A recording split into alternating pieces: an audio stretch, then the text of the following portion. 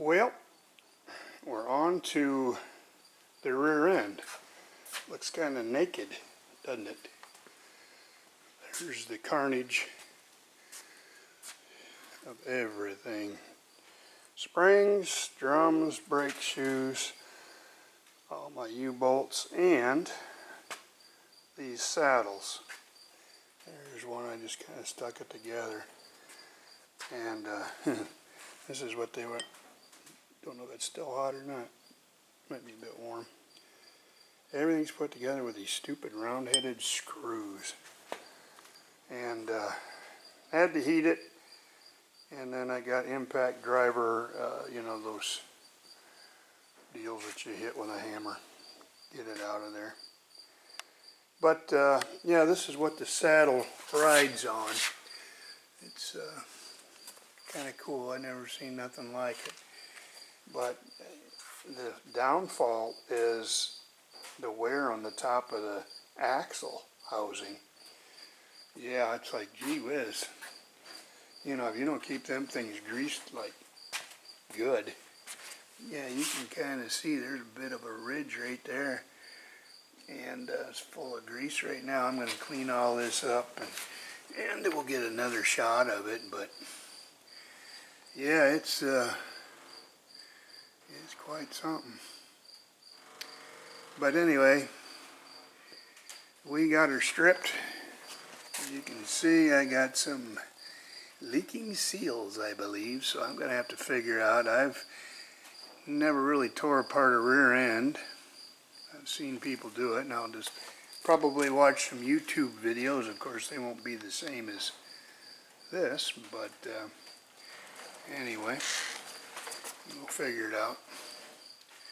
So I got rear wheel cylinders for it down there. I've got, actually, you know, when you start buying parts, you need to make a list of what you got so that you don't go out and, you know, a year down the road go, hey, oh, there's a good deal on some, you know, brake cylinders. And so I got another pair. I've got two pair of rear wheel cylinders.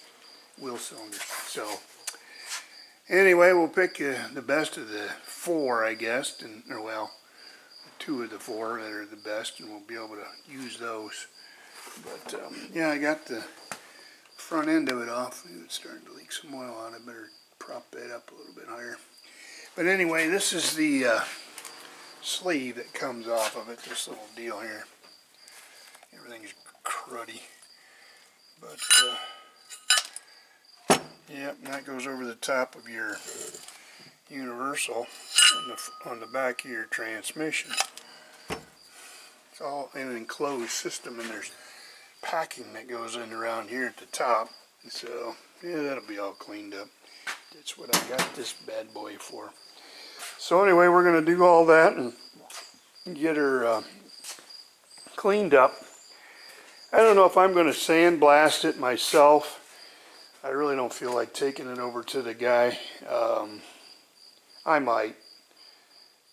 I don't know, it wouldn't take him more than a half hour to probably do it. But anyway, we're moving along. I'm waiting for paint for the frame. So, yeah, my drums are, yeah, boy, they got some nasty old grooves in them. So I'm going to have to be looking for, yeah, they both do. New drums. I kind of figured that. So I've got a set of U-bolts coming. Got a good deal on eBay. Got a set of rears and fronts as a kit, and we'll see. Hopefully they fit. I don't know. We'll wait until they get here. But I ordered these front pins, and so I can pound out these bushings. These are the screw-in shackles that I'll pound out. And it's nice to have the springs off so you can do that. I did not find any broken springs, so that's a good thing. But boy, there's a lot of wear right up here on this top one. Yeah, you can see that. I don't know. We'll clean it up. I'm debating whether I probably will pull it apart, clean each individually up, and do it that way. And yeah, but it's cruddy. but this is 1936, so a lot of these parts have probably never been off since the day they were put on at the factory.